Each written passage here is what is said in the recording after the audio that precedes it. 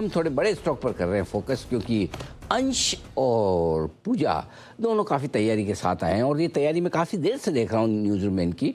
जब मैं 11 से 2 के बीच में जनरली न्यूज़ रूम में होता हूँ तो कोटक बैंक को लेकर काफ़ी तैयारियाँ चल रही थी इनकी, बुल वर्सेस बेयर। देखते हैं कितनी तैयारी की। शुरुआत कीजिए अंश। बिल्कुल सर, सबसे पहले तुम स्लिपेज पे यहाँ पे बात करेंगे, क्योंकि सबसे पहले अगर हम सालाना बेसिस पे देखें पूजा तो 32% गिरता हुआ दिखा है। वहाँ पे अगर हम क्वार्टर बेसिस पे देखें तो यहाँ पे भी 37% घटता हुआ दिखा है और 1018 करोड़ पहुंच चुका है। तो यहाँ पे जो है एसेट क्वालिटी काफ़ी अच्छी इंप्रूव होते हुए दिख रही है।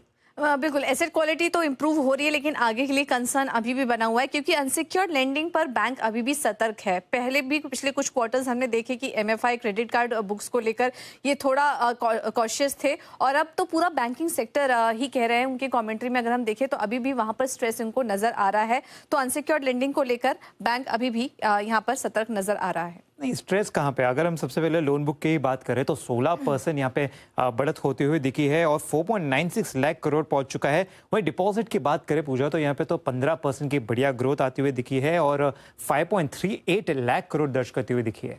बिजनेस ग्रोथ अच्छी है, लेकिन मार्जिन को सपोर्ट नहीं मिल पा रहा है, और ये मैनेजमेंट ने खुद अपनी कमेंट्री में कहा है कि FY27 में इनके डिपॉजिट, जो कॉस्ट ऑफ डिपॉजिट है वो ज्यादा बढ़ सकते हैं, जिससे कि इनके मार्जिन में आगे दबाव आएगा। इस क्वार्टर भी हमने देखा कि मार्जिन घटे थे और आगे के लिए भी थोड़े यहाँ पर कॉशियस स्टेटमेंट आए हैं मार्जिन को लेकर। लेकिन पूछा वहीं FY28 की बात करें तो रिटर्न ऑन एसेट 2% और रिटर्न ऑन इक्विटी 12% पहुंचने का अनुमान किया जा रहा है। यहाँ पे तो काफी अच्छे जो है आंकड़े निकल के आएंगे। मेंटेन ही है, इसमें ज्यादा कुछ बढ़त वो नहीं देख रहे हैं, क्योंकि और इनफैक्ट अगर इस साल देखेंगे तो ROA घटा है 2.36% से घटकर 2.18%। ROE भी फिसला है 12.9% से घटकर 11.92%। और आगे के लिए जो आप गाइडेंस दे रहे हैं वो वैसा का वैसा मेंटेन्ड ही है, ज्यादा कुछ बड़ी बढ़त यहाँ पर देखने को नहीं मिल रही है। लेकिन वही EPS की अगर हम बात करें तो FY27 से 28 में 18% CAGR से बढ़ने की उम्मीद की जा रही है और कम क्रेडिट कॉस्ट, साथ ही साथ ओपेक्स से भी FY27-28 में EPS जो है अनुमान 2% बढ़ाया गया है यहाँ पे।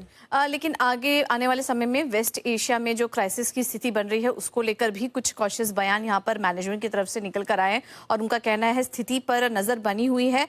जो ग्रोथ गाइडेंस हम एक्सपेक्ट कर रहे थे और जिस तरह की कमेंट्री इस बार हम कोटक महिंद्रा बैंक के से एक्सपेक्ट कर रहे थे शानदार नतीजों के बाद, उसमें तस्वीर कुछ साफ क्लियर होते हुए नजर नहीं आई है। इस वजह से हम देख रहे हैं कि नतीजे दमदार थे, इंटरनल्स अच्छे थे, लेकिन उसके बाद भी अगर मार्जिन और आगे के ग्रोथ गाइडेंस को लेकर जो क्लियर पिक्चर नहीं आई है, स्टॉक में उसी के चलते आज गिरावट भी है।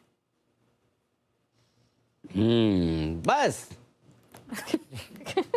झगड़ा ज़्यादा लंबा चला नहीं, तैयारी तो काफ़ी थी। ये तो कोटक बैंक में शायद झगड़ने के लिए पॉइंट हैं थोड़े से कम। आइए एक बार कोटक बैंक पर सिद्धार्थ सेरानी साहब से फैसला करवाया जाए। सिद्धार्थ जी, बुल या बेयर? अनिल जी, कोटक बैंक पे तो हम लोग बुल है और हमारे टारगेट है 434 के, और हमें लगता है कि क्रेडिट ग्रोथ स्टेडी है 16% के आसपास और लोन प्रोविजनिंग भी काफी काबू में है, हायर निम्स दिख रहे हैं। तो कोटक बैंक पे हम पॉजिटिव है, यानी बुल है, और टारगेट है 434 का। ओके, सेडानी जी को तो कोटक बैंक पसंद आ रहा है और 430 के कुछ बड़े टारगेट्स भी उनकी तरफ से आ रहे हैं। आइए कुछ